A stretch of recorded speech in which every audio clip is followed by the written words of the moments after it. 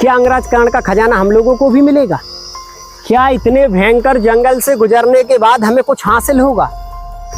क्या सिर्फ 5000 वर्ष पुरानी उस इमारत को देखने के लिए हम इतना जोखिम उठा रहे हैं, या फिर कुछ पाने की लालसा भी है?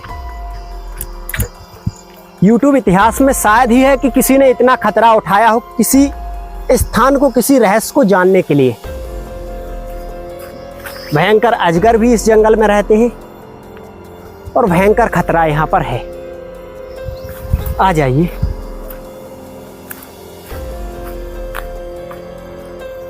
निकलिए यहां से।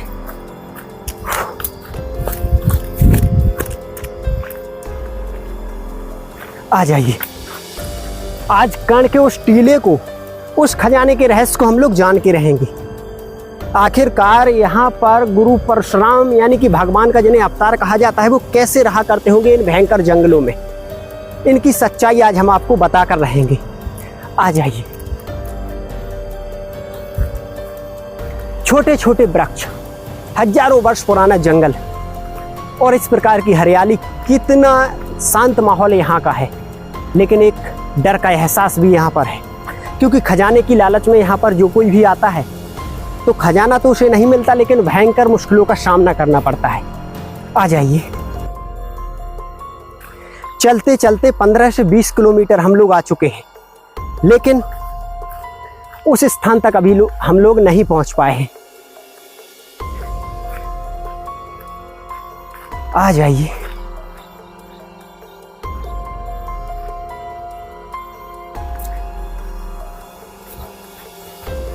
क्या इस जंगलों में कोई नहीं आता?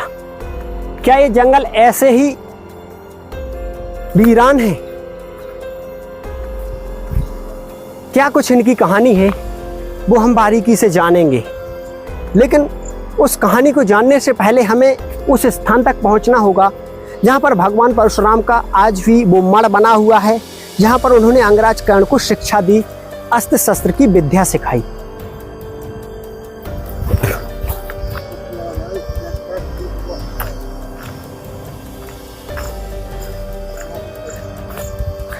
आ जाए।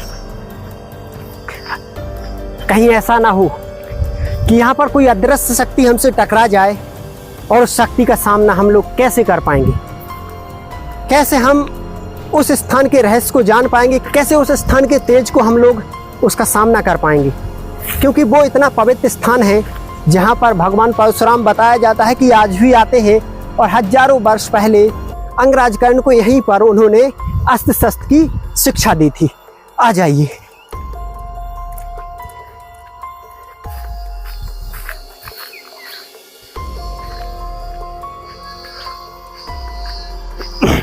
ये देखिए, सामने कुछ मिला। ये जरूर उसी समय का महल है। आ जाइए।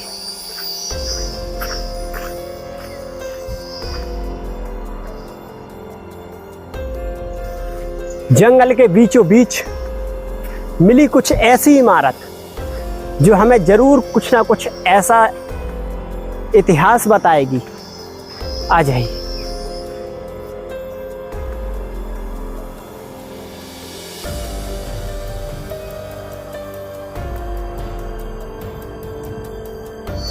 क्या भगवान परशुराम इन्हीं जंगलों में रहा करते थे? क्या भगवान परशुराम आज भी इन जंगलों में जीवित हैं और इस मण के पास आते हैं, यानी कि उनके स्थान के पास आते हैं? क्या भगवान परशुराम को कभी भी मृत्यु नहीं आ सकती? क्या भगवान परशुराम अजय अमर हैं? इन सब बातों के जब हमारे जहन में ख्याल आता है तो हम लोग उस बात को ध्यान करते हैं कि आखिरकार भगवान परशुराम कहाँ कहाँ पर रहे हैं। तो नमस्कार दोस्तों, स्वागत है आपका डीएस राधे सफर के एक और ऐतिहासिक सफर में। आज के सफर में हम आपको लेकर के आए हैं श्री भगवान परशुराम के उस स्थान पर जहां पर अंगराज कर्ण को शिक्षा दी गई थी। यानी कि जब महाभारत काल का समय चल रहा था, तो जब गुरु द्रोणाचार्य सिर्फ राजपुत्रों को ही शिक्षा दे रहे थे, उन्होंने कहा था कि वो सिर्फ राजकुमारों को शिक्षा देते हैं, और अंगराज कर्ण को उन्होंने सूद पुत्र कह के उसका बहिष्कार कर दिया था कि वो उसको शिक्षा नहीं दे सकते क्योंकि वो किसी राजा का राजकुमार नहीं है। तब अंगराज कर्ण ने अपने अंदर ये प्रतिज्ञा ली कि वो शस्त्र विद्या सीख कर ही रहेंगे। और तब वो इन भयंकर जंगलों में आए थे, जिन जंगलों को आज हम लोग लगभग 12 से 13 किलोमीटर जंगली जंगल पैदल चल के इस स्थान तक पहुंच पाए हैं। महाभारत काल से ये स्थान जुड़ा हुआ है। बताया जाता है कि अंगराज कर्ण ने यहीं पर भगवान परशुराम से अस्त्र शस्त्र की शिक्षा ली थी। ये सारा जो स्थान आपको देख रहे हो, ये पवित्र और तपोभूमि है। और सामने आपको ये जो एक मठ जैसा दिखाई दे रहा है, बताया जाता है कि भगवान परशुराम उस समय इसी में रहा करते थे और यहीं पर रहकर अंगराज कर्ण ने कई सारे अस्त्र शस्त्र की शिक्षा ली, ब्रह्मास्त्र की शिक्षा ली। और उन्हीं अस्त्र शस्त्रों की वजह से उन्होंने महाभारत में हाहाकार मचा दिया। कोई भी ऐसा योद्धा नहीं था जो अंगराज कर्ण को हरा सके। हर एक योद्धा अंगराज कर्ण से खौफ खाता था, सिर्फ इसी स्थान की वजह से, यहाँ पर रहे भगवान परशुराम की वजह से। तो आइए हम इस स्थान को बारीकी से देखते हैं और उस प्रकार और उस समय की यानी कि हजारों वर्ष पुरानी यादों को तरोताजा करते हैं। सबसे पहले आप आइए तो इस स्थान को हम यहाँ से बारीकी से देखेंगे, क्योंकि ये सारा वो स्थान है जहाँ पर भगवान परशुराम रहे, अंगराज कर्ण रहे और कई अस्त्र शस्त्र, यानी कि बताया तो यहाँ तक जाता है कि जो अंगराज कर्ण का खजाना है वो आज भी यहाँ पर रखा हुआ है। क्या अंगराज कर्ण का खजाना आज भी इस टीले में, इस मड़ में छुपा हुआ है? क्या लोग बागों ने इस मड़ को सिर्फ इसलिए जगह जगह से फोड़ डाला कि इसके अंदर खजाना रखा हुआ है? क्या कुछ हकीकत है वो हम इस मड़ के आसपास जाकर देखेंगे, क्योंकि बताया जाता है कि यहाँ पर भगवान परशुराम के द्वारा अंगराज कर्ण को जो खजाना दिया गया था, तो इतना खजाना यहाँ पर रखा हुआ है कि अगर किसी को मिल जाए तो वो भारत का सबसे अमीर व्यक्ति बन सकता है। देखिए गौर से इस मड़ को, इस मड़ को आप देखोगे तो इसकी एक एक दीवार को किस तरीके से तोड़ा गया है, किस तरह से इसको जगह जगह से तोड़कर इसके अंदर खजाना तलाशने की कोशिश की गई है, या फिर वक्त की मार ने इसमें दरार दे दी है। देख सकते हो उस समय की बनावट कितनी सुंदर थी, किस प्रकार से ईंट चूना पत्थर से इसका निर्माण किया गया था। लेकिन आज ये इस प्रकार से कुछ टूटा हुआ है कि किसी भी वक्त किसी भी तरफ गिर सकता है। लेकिन इसके गिरने के पीछे कई कहानियां छुपी हुई हैं। कुछ लोग बताते हैं कि इसमें खजाना रखा हुआ है अंगराज कर्ण का, इसलिए इसे तोड़ा गया। तो कुछ लोग बताते हैं कि महाभारत काल से ऐसा ही खड़ा है, इसकी कोई देखरेख नहीं हुई, इसलिए ये आज जर्जर हो गया। इसकी जर्जरता को आप गौर से देखिए तो किस प्रकार से ये जर्जर है। और इसके चारों तरफ का अगर आप देखेंगे व्यू, यानी कि चारों तरफ का जो एरिया तो भयंकर जंगलों में है। यहाँ पर सिर्फ वो लोग आते हैं जो इस स्थान को जानते हैं, जिन्हें पता है कि ये स्थान अंगराज कर्ण से जुड़ा हुआ है, भगवान परशुराम से जुड़ा हुआ है। आ जाइए यहाँ से हम इस स्थान को आपको बारीकी से दिखाने की कोशिश करते हैं। आ जाइए, देख सकते हो चारों तरफ भयंकर जंगल है। उस समय यहाँ पर चारों तरफ से एक दीवार हुआ करती थी और किस प्रकार से इस मड़ की सुरक्षा हुआ करती थी। ऊपर एक इसके त्रिशूल जैसा लगा हुआ है और चारों तरफ ये खड़े होने के लिए गुंबद बने हुए हैं जो हिंदू वास्तुकला को दर्शाते हैं। यानी कि हो सकता है किसी राजा ने इसका पुनर्निर्माण भी करवाया हो, लेकिन आज तो वक्त की मार ने इसे ऐसा तोड़ा कि इसकी एक एक दीवार में हजारों दरारें पड़ चुकी हैं और वक्त इसे भूल रहा है। ये इमारत, ये दीवार, ये भूमि आज चीख चीख कर, चिल्ला चिल्ला कर सिर्फ एक ही बात कह रही है कि मुझे बचा लो। मैं हजारों वर्ष पुरानी वो भूमि हूँ जिसने महाभारत का भयंकर संग्राम देखा है। यहाँ पर ऐसे ऐसे योद्धाओं का आना जाना हुआ है जिन योद्धाओं के नाम से आज भी दुनिया खौफ खाती है। यहाँ पर देखिए तो इस तरफ से आपको सामने मड़ के ऊपर एक तीर जैसा दिखाई दे रहा होगा। उस समय कोई कलश कुछ रहा होगा, लेकिन यहाँ पर अगर आप गौर दोगे तो ये इस मड़ के चारों तरफ एक बाउंड्री की गई थी, यानी कि एक फरकोटा। इतने एरिया में एक घुमावदार दीवार थी, लेकिन वक्त की मार ने इसे जर्जर कर दिया। चारों तरफ देख सकते हो किस तरह से ये जंगल उग चुका है और जंगल के बीचों बीच में ये स्थान था। बताया जाता है कि जो भगवान परशुराम थे तो वो मनुष्यों से बहुत दूर रहा करते थे, मनुष्य जाति से दूर जंगल में ही उनका निवास हुआ करता था। और शायद यही वजह है कि आज जंगल में उनका हमें ये प्राचीन स्थान देखने को मिला है। क्या आप जान सकते हो कि महाभारत में अंगराज कर्ण का कितनी बार अपमान हुआ? और जब जिस व्यक्ति का अपमान होता है तो वो व्यक्ति अपने अपमान की अग्नि को शांत करने के लिए कोई ऐसा कदम उठाता है कि उसको इतिहास हमेशा याद रखता है। अंगराज कर्ण को बार बार सूद पुत्र कह के बुलाया गया, बार बार उसका अपमान हुआ, यहाँ तक कि द्रौपदी ने भी उसका इस बात को कहकर अपमान किया कि वो एक सूद पुत्र के साथ विवाह नहीं करेगी। सोचो, जब द्रौपदी ने ये बात अंगराज कर्ण से कही होगी तो क्या उसके दिल पर बीती होगी, वो आप स्वयं जान सकते हो। जब गुरु द्रोणाचार्य ने उसे सिर्फ इस बात पर शिक्षा नहीं दी कि वो एक सूत पुत्र है तो उसके दिल पर क्या बीती होगी। इस बात को आप लोग भली भांति जानते हो कि जब किसी के ऊपर ये समाज, ये लोग और ये दुनिया जिसके ऊपर जुल्म ढाती है, जिसे तरह तरह से अपमानित करती है, एक दिन वो एक ऐसा कदम उठाता है कि इतिहास में उसका नाम अमर हो जाता है। और आज भी अंगराज कर्ण को इतना सम्मान मिलता है कि शायद महाभारत में किसी योद्धा को ना मिलता हो। देख सकते हो, ये मढ़ जीता जागता उदाहरण और उनकी यादों को तरोताजा करने का एक ऐसा प्रूफ है जिससे हमें ये विश्वास हो गया कि महाभारत हुई थी और यहाँ पर अंगराज कर्ण आए थे। यहाँ पर आप देखोगे तो कुछ ऐसे जो स्थान हैं जहाँ पर नित्य क्रम में यहीं पर वो शिक्षा लिया करते थे, तो कभी कभी यहाँ पर गुरु के द्वारा अस्त्र शस्त्र की विद्या का संचालन किया करते थे।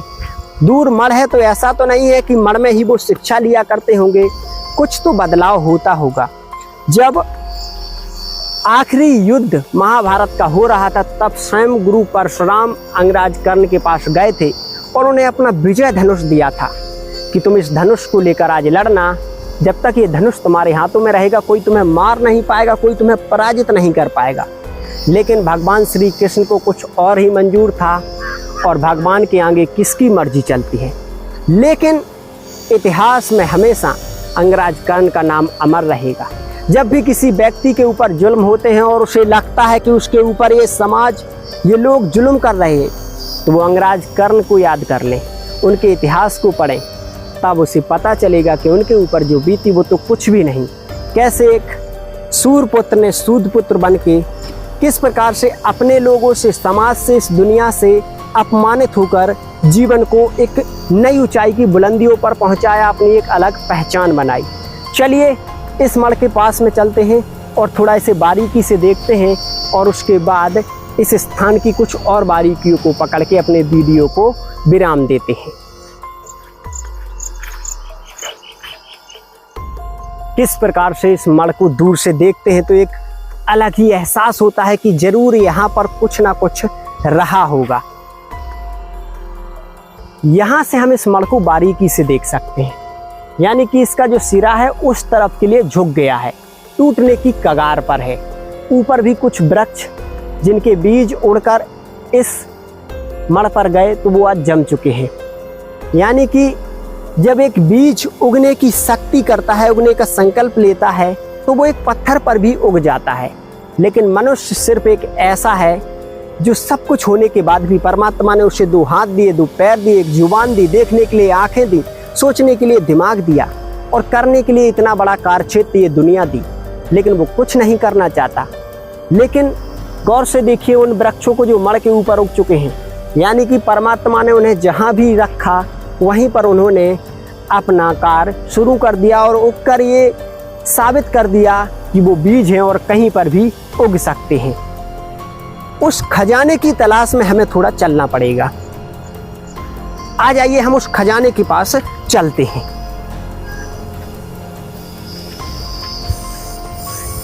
किस प्रकार से इन झाड़ियों से हमें झुक करके चलना पड़ेगा, आ जाइए।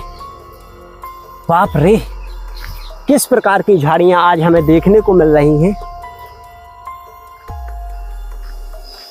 और अब हम इस मढ़ के बिल्कुल पास आ चुके हैं।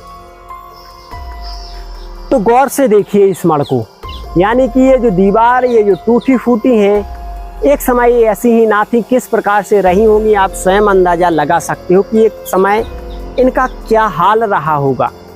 और इन्हीं दीवारों के अंदर तो कुछ आसपास में लोगों का ये मानना है कि खजाना रखा हुआ है, तो इसीलिए लोग बाग यहाँ पर खुदाई करते रहते हैं और इस मड़ को भी काफ़ी नुकसान पहुँचाया गया।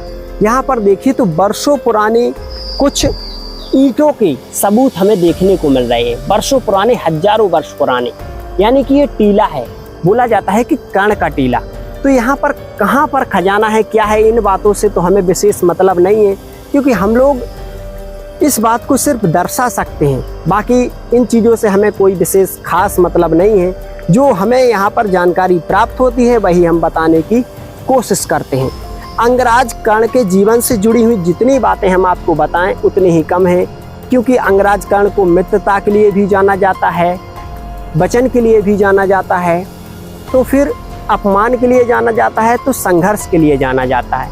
यानी कि जितनी बारीकियां हम तलाशें उतनी बारीकियां और निकलती आएंगी। उनसे बड़ा कोई दानवीर भी नहीं था, क्योंकि उन्होंने यह जानते हुए कि जब वो कवच कुंडल देवराज इंद्र को दान कर देंगे तो हो सकता है कि युद्ध में उनकी मृत्यु भी हो जाए, फिर भी उन्होंने दान करने से पीछे नहीं हटे और कवच कुंडल जो कि उन्हें सबसे बड़ी शक्ति प्रदान करते थे उसको देवराज इंद्र को दे दिया। और ये जानते हुए कि देवराज इंद्र अर्जुन की सुरक्षा को लेकर इनको मांग रहे हैं, फिर भी उन्होंने दान देने से पीछे नहीं हटे। ऐसे थे दानवीर अंगराज कर्ण। और आज उन्हीं की ये इमारत आपको देखने को मिल रही है, यानी कि उनके गुरु की यहाँ पर उन्होंने शिक्षा प्राप्त की। तो देख सकते हो सर्वप्रथम यानी कि 3 माले में ये बना हुआ है। सबसे पहले इसकी जो बनावट है तो यहाँ के पहाड़ी पत्थरों से है, उसके बाद कुछ बारीक तरीके से इसको डिजाइन किया गया और फिर चारों तरफ ये 4 गुंबद बनाए गए खड़े होने के लिए, ताकि चारों तरफ का दृश्य देखा जा सके। और बीच में एक मड़ है, उसके बीच में जो गुरुजी हुआ करते थे वो बैठा करते थे, ध्यान केंद्र किया करते थे। यहाँ से इसका रास्ता है और सीढ़ियाँ भी गई हुई हैं उस समय की आज भी। तो लेकिन इसके अंदर जाना एक बहुत बड़ा जोखिम उठाना होगा, इसीलिए हम इसके अंदर नहीं जा रहे, क्योंकि बारीकी से अगर आप देखोगे ना तो ये अगर हवा का बड़ा सा झोंका इसे लगेगा तो ये गिर जाएगा। आज तो हमने आपको ये दिखा दिया, लेकिन हो सकता है आज से 10 साल बाद, 20 साल बाद ये आपको देखने को ना मिले, क्योंकि ऐसी चीज़ें हमारे इतिहास से विलुप्त होती जा रही हैं। हमें ज़रूरत है तो इन स्थानों को सुरक्षित रखने की, इन यादों को तरोताज़ा करने की। दोस्तों, इसमें आप भी भागीदार हो सकते हो। आप इस वीडियो को अधिक से अधिक शेयर करें, लाइक करें और अपनी प्रतिक्रिया ज़रूर दें, तभी जाकर हम ऐसी चीज़ों को आगे और दिखाने की कोशिश करेंगे। जब हमें ये मालूम पड़ेगा कि आप लोग ऐसी ऐतिहासिक चीज़ें, महाभारत काल से जुड़ी हुई चीज़ों को देखने की इच्छा रखते हैं या देखना आपको पसंद है, तो हम इन चीज़ों को और अधिक से अधिक दिखाने की कोशिश करेंगे, भले ही हमें कितना रिस्क उठाना पड़े। तो दोस्तों, यहाँ पर इस स्थान को दिखाने के लिए और जो कुछ भी यहाँ पर था मैंने आपको पूरा दिखाने की कोशिश की। आप लोगों को ये वीडियो कैसा लगा कमेंट में ज़रूर बताएं। मैं फिर से आपको एक और ऐतिहासिक विरासत के साथ मिलता हूँ, तब तक के लिए अपना ध्यान रखें। जय हिंद, जय भारत।